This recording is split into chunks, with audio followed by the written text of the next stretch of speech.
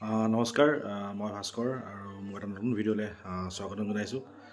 তো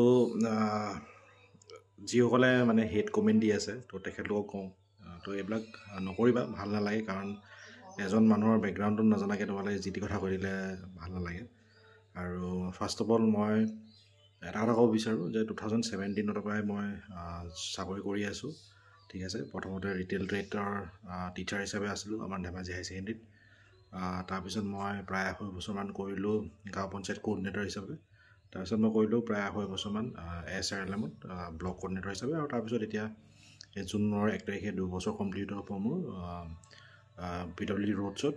কাৰণ মই ADRE 1.0ত পাইছিলোঁ, 1.0 চৰি। তো সেই সময়ত মই অকল উইথ কম্পিউটাৰতে পাইছিলোঁ, উইথাউট কম্পিউটাৰটো পোৱা নাছিলোঁ। তো এইবাৰ দিছিলোঁ, এইবাৰ যাতে মই সেইটো ক্লিয়াৰ কৰিব পাৰোঁ সেইটো চেষ্টা কৰিছিলোঁ, মানে উইথাউট কম্পিউটাৰটো পাবৰ কাৰণে। ঠিক আছে, আৰু APSCও মই দুবাৰ প্ৰিলিমছ ক্লিয়াৰ কৰিছোঁ। তো প্ৰথমবাৰত মই ADREত পোৱাৰ কাৰণে মেইনছত বহিব নোৱাৰিলোঁ, কাৰণ পঢ়াটো ইমান ভালদৰে হোৱা নাছিলে। আৰু যোৱাবাৰ মই মেইনছত বহিছিলোঁ। তো মেইনছত মোৰ প্ৰথম এক্সপিৰিয়েঞ্চ আছিলে আৰু মই 486 মাৰ্কছ আনিছিলোঁ। আৰু যিমানখিনি লিখিছিলোঁ সেইমতে মই ভাল নম্বৰে পাইছোঁ বুলি ক'ব লাগিব, কাৰণ প্ৰথম এক্সপিৰিয়েঞ্চ আৰু লিখা ইমান প্ৰেক্টিচ নাছিলে। কাৰণ চাকৰিৰ মাজত ঘৰ চম্ভালাৰ মাজত তো বহুতখিনি দায়িত্ব থাকে। তো সেইকাৰণে ইমান টাইম দিব পৰা নাছিলোঁ। ভাবিছোঁ এইবাৰ ভালকৈ দিব লাগিব, এইবাৰ এটেম্পটো অলপ ভালকৈ ল'ম।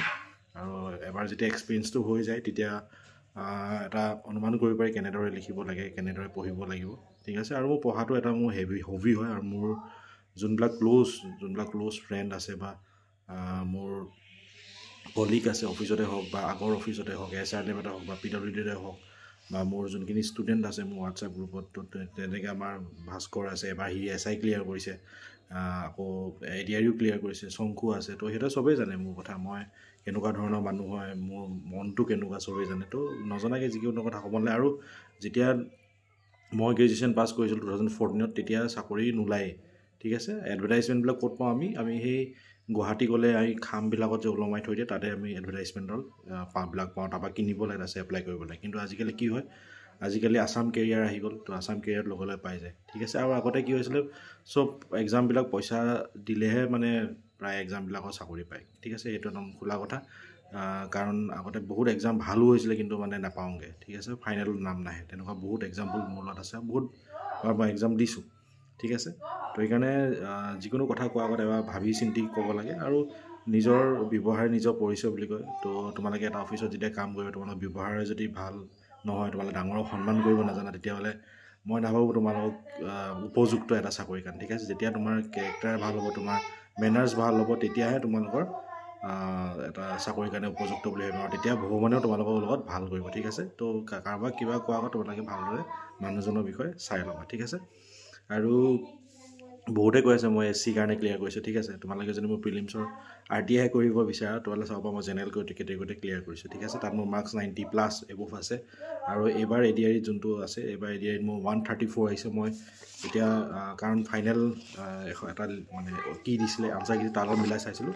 তো তাৰ লগত মিলাই চাওঁতে মোৰ আহিছে 134। ঠিক আছে, যদি মই OBC হ'লোহেঁতেন তেতিয়াও মোৰ ক্লিয়াৰ হ'লহেঁতেন। ঠিক আছে, তো সেইটো মোৰ ছাপৰ্ট নকৰ ছিষ্টেমটো, বাট কি কৰিবা, উপায় নাই। আমি এনেকুৱা এখন দেশত থাকোঁ তো য'ত চৰকাৰে চব নিৰ্ণয় কৰিব পাৰে, আমি একো সেইটো নিৰ্ধাৰণ কৰিব নোৱাৰোঁ। ঠিক আছে, তো সেইটো তোমালোকে যদি কিবা আপত্তি থাকে তোমালোকে চৰকাৰৰ ওচৰত ক'ব পৰা, মোক কৈ লাভ নাই। ঠিক আছে, আৰু মোৰ ইয়াত ছাবস্ক্ৰাইবাৰ কেইজনমানো আছে। মই একেলগত মেইনছো লিখিছিলোঁ, আৰু বাই মানে কি ক'ম, এইটো এটা মানে কোইনচিডেঞ্চ, মোৰ লগত ওচৰতে সি ADRE এক্সামতো বহিব পাৰিছিলে। আৰু আমি ভাল ফ্ৰেণ্ড হয়। ঠিক আছে, আমি ভাল ফ্ৰেণ্ড হয়, আৰু সিও জানে মই কেনেকুৱা ধৰণৰ মানুহ হয়। ঠিক আছে, তো তাৰ কি হৈছে মই এক্সাম নাজানো, তাৰ মেবি কমেণ্টত দেখিছোঁ ক্লিয়াৰ হৈছে বুলি কৈছে, কিন্তু অকল উইথ কম্পিউটাৰটো হৈছে আৰু HS লেভেলৰ কিবা এটা হৈছে বুলি কৈছে। ঠিক আছে, তো তেনেকুৱা ধৰণৰ মানুহ। আৰু ময়ো কাৰো কথা বেয়াকৈ নাভাবোঁ। তো মোৰ কথা কোনোবা যদি বেয়াকৈ ভাবে অলপ বেয়া লাগিবই। আৰু বহুতে সুধিছে বিয়া পাতিলে নাই, তো মোৰ ৰিচেণ্ট বিয়াও হৈ গৈছে। ঠিক আছে, তো চিন্তা কৰিব নালাগে। আজিলৈকে মা দেউতাহঁতক ইমান ট্ৰাবল দিয়া নাই, যিমান পাৰোঁ কণ্ট্ৰিবিউট কৰিবলৈ ট্ৰাই কৰিছোঁ। তো কাৰো ওপৰত মই ডিপেণ্ড হৈ থকা নাই। ঠিক আছে, তো সেইকাৰণে কওঁ তোমালোকে ভালদৰে পঢ়া, চবেই পাৰিব, নোৱাৰা কথা একো নাই। আৰু চেণ্ট্ৰেল গভৰ্ণমেণ্টৰ চাকৰি হওক যি হওক, মোৰ যোনটো ভাল লাগে মই সেইটোৱে কৰিম, বেলেগৰ মতেতো নকৰোঁ। তোমালোকৰ এজ আছে তোমালোকে কৰা, ঠিক আছে, তোমালোকৰ য়ং এজ তোমালোকে কম্পিট কৰা লোৱা আৰু কম্পিটিশ্যনত নামিব। আৰু মই চিৰিয়াছলি কৈছোঁ, এবাৰ অকণো মোৰ প্ৰিপেৰেশ্যন নাছিলে, এবাৰ অকণো মই পঢ়া নাই আৰু মই নপঢ়াকৈ এক্সামটো এবাৰ হৈছিলে, ঠিক আছে। আৰু আগতে যোনখিনি নলেজ আছিলে বা মোৰ ষ্টুডেণ্টখিনিৰ লগত মই ডেইলি ডিছকাছ কৰা বস্তুখিনি আহিছে আৰু কিতাপৰ পৰাই আহিছে, বেলেগৰ পৰা একো অহা নাই। আৰু মই ভাবিছোঁ এটা ভিডিঅ' লৈ আহিম য'ত জিকেখিনি ক'ৰ পৰা আহিছে মই দেখাই দিম, ঠিক আছে। তো কিতাপ পঢ়িলে চবেই পাৰে, কিতাপ নপঢ়াকৈ প্ৰিপেৰেশ্যন নোহোৱাকৈ কোনো এক্সাম তোমালোকে ক্লিয়াৰ কৰিব নোৱাৰা। তো সেইটো খাটাং। আৰু অলপ পঢ়ি পেলাই যদি চাকৰি নাপায়, বেলেগক গালি দিয়া, বেলেগে কিয় পালে, তো এইটো কম্পিটিশ্যন হয়, এইটো কোনো কাকো ৰখাবও নোৱাৰে, ঠিক আছে। মোৰ এটা পোষ্টৰ এগেইনষ্টত আৰু এজনে পাইছে, এগালমান মানুহক মই ডিপ্ৰাইভ কৰিব যোৱা নাই, ঠিক আছে। আৰু ওপৰলৈ যাব চবেই বিচাৰিব, ঠিক আছে। এতিয়া যেনেকৈ APSCত ধৰি লোৱা কোনোবা মই যেতিয়া মেইনছ দিব গৈছিলোঁ, অলৰেডি কৰিয়ে আছে এক্সাইজ ইনস্পেক্টৰ, তথাপি ACS লাগে। তো সিহঁতক বেয়া পালে জানো মই হ'ব, তহঁতে এটা APSC আণ্ডাৰত এটা চাকৰি কৰিয়ে আছোঁ, তথাপিও আকৌ এটা চাকৰি লাগে, ঠিক আছে। সেইটোতো আমি কমপ্লেইন নকৰোঁ, কাৰণ সিহঁতে কম্পিটিশ্যন দিব পাৰিছে, চাকৰি ল'ব পাৰিছে, সিহঁতৰ লগত কথা।